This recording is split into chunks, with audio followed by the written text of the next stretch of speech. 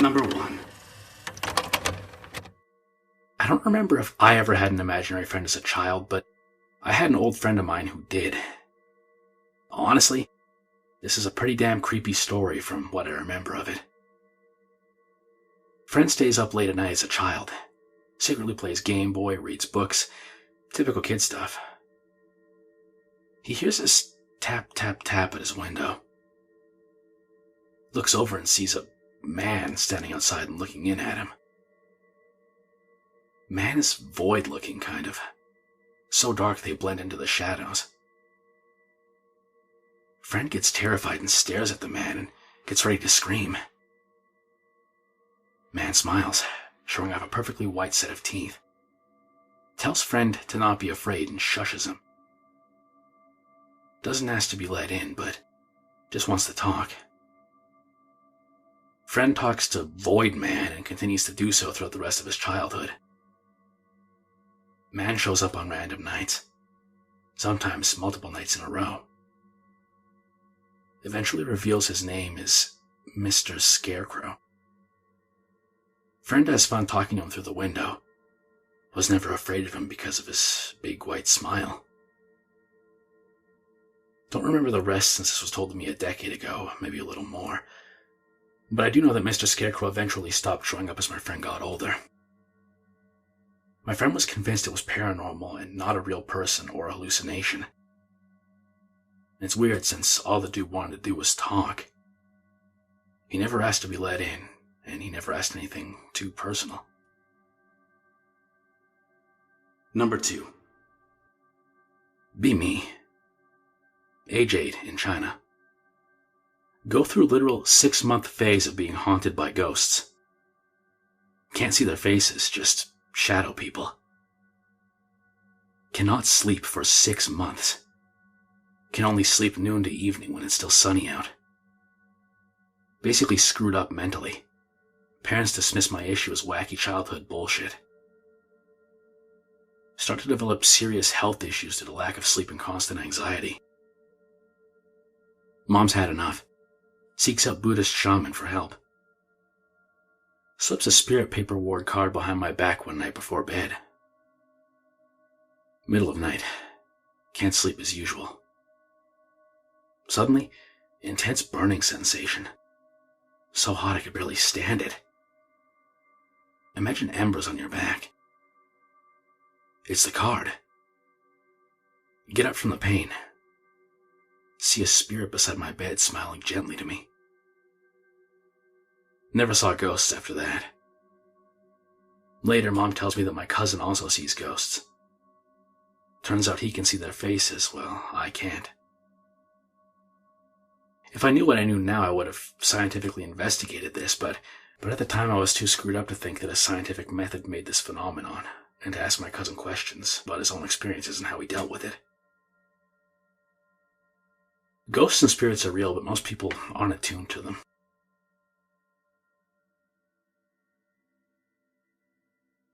Number 3.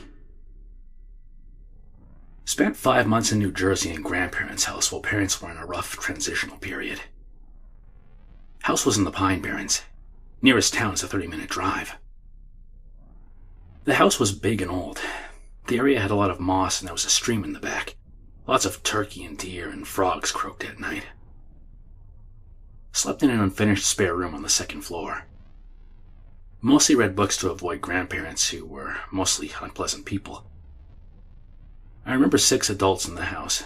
My parents, my grandparents, my aunt, and a teenager who lived in the room next to mine. The room next to mine was unfinished as well, but was full of old junk. The teenager always wore a brown sweater and smiled all the time and didn't scold me when I fiddled with the junk when everyone else was asleep. I remember playing marbles with him as well. Spent hours entertained doing that because I was a little bit of an autistic introvert. My sister also played with him, but she was younger than me. Didn't say anything to my parents because they didn't learn about me sneaking around. Well, a few years later, I learned that my mother once had a younger brother who died while on drugs while swimming in a local river, and that it had really messed up the family. I don't recall what the teenager's face looked like, but to this day, I've been reassured that I had no teenage cousins. I truly believe that I played with my uncle in some way or another.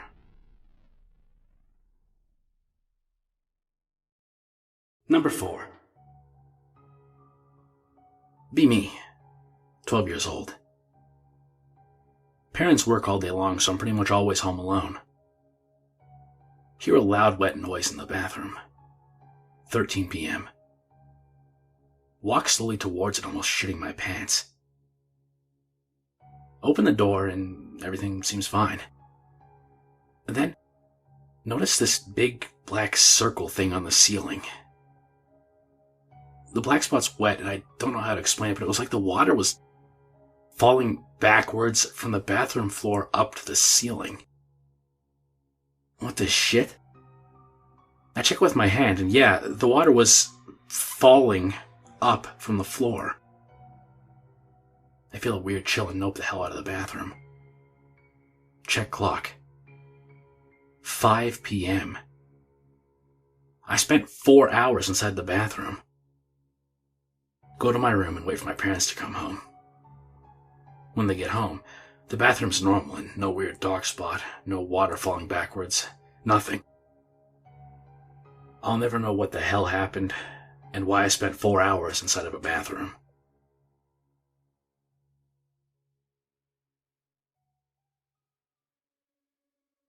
Number 5. Be me, 11, maybe 12 years old. Have a sleepover with a couple of buddies, 'cause kids are stupid. Set up telescope in backyard. 6 stars anon. Spot something that looked like a shooting star. But shooting stars don't zigzag. Zigzag anon. Head inside for a video. Old school WWF on N64. Buddies fall asleep. I stay up to create cool wrestlers. Gotta pee. Get up and head through dark hallway and stop by doorframe to mudroom. Feel eyes watching me. You know the feeling. The hell is that? Look up in the corner of frame. Hey, Lamau. White face, no nose or mouth. Large oval eyes, black, empty, staring into your soul shit. Tilts its head at me. Go to scream and wake up next to buddies. N64 and TV on opposite side of the room. And here's another one. Be me, 7th grade. Rash on head, top of skull. Itchy. Eventually, rash starts to become a sore. Go to the doctor. They tell me it's a tumor attached to my skull. Make appointments. They remove it with an electric needle. Pretty much carve it right out of my head. Fairly painless, but feels kind of tingly. They take it away, but they won't let me see it. Avoid my questions. At front desk after, glance outside and see the doctor that carved it out. Sitting on curb, smoking a cigarette and sobbing. WTF, Dr. Anon. Never see what they took out of my head. Never hear about it again.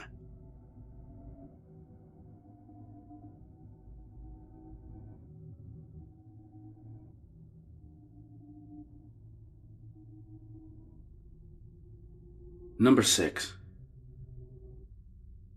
When I was a kid, I remember that every time I went to the store with my mother, a couple and their kid would always go up to me and congratulate me for something. For what, I have no idea, but I remember the guy would have really long fingers and he'd place them on my head and then they'd leave. I would always tell my mother if I saw them, but she would respond with a, "Who? I didn't see anything, honey." Can someone tell me what the hell happened to me as a kid? Number 7. Be me, 10 years old or so. Go to cousin's house to spend the night. There are the boys' room and the girls' room, which only had one girl cousin. I hear her talking on my way to the bathroom. She says, "Stop tickling me. You're going to wake up my mom." She was talking to her doll. Number 8. I grew up in a normal suburban household. Great family, great parents, etc. When I was maybe 4 or 5, I had a terrifying dream. There was what I guess was a demon, half-pig, half-man thing wearing my dad's clothes. His head was a lacerated, rotting pig's head, but he was wearing my dad's normal dad outfit. He looked at me and said something along the lines of, "I'm your dad. I'll be taking over now." I also remember the lighting was really dark and he was sitting in a foggy, backlit bay window. Later, my dad went from being a normal, successful guy to a straight-up evil, schizophrenic alcoholic who was addicted to meth. He lost all of his money and became abusive towards us. There are lots of rational explanations for it. Pure coincidence. I mean, what child isn't afraid of their father in some way? But it really made me wonder if demons are actually real.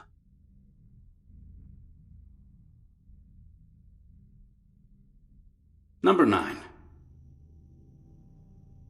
Have 13-year-old sister. She's a Stacy level normie. Only game she plays is Skyrim. Never see her play because of work. Assume she has an OP level 80 character. Today, at home because my work contract expired last week, she comes into my room and asks if she can play. Load the game up for her. Look through her character sheet and inventory. Notice her character is shit.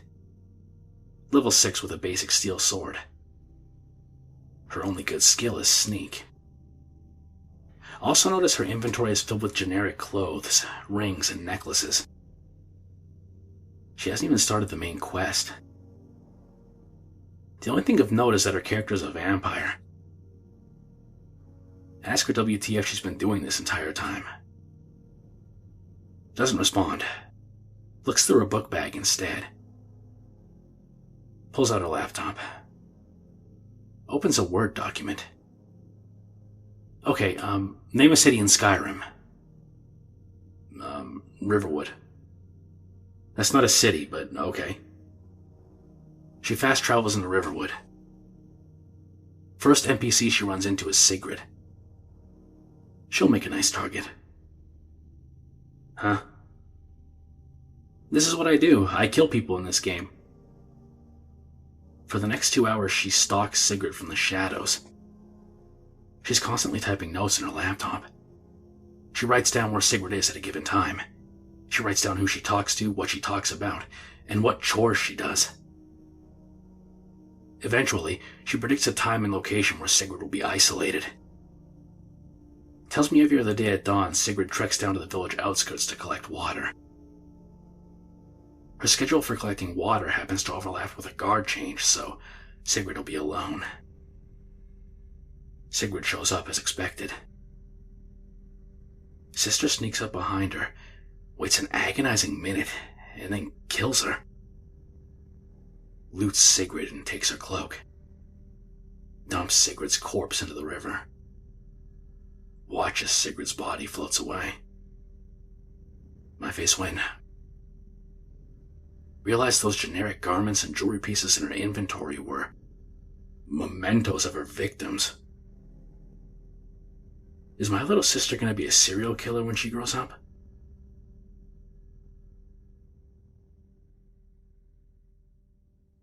Number 10.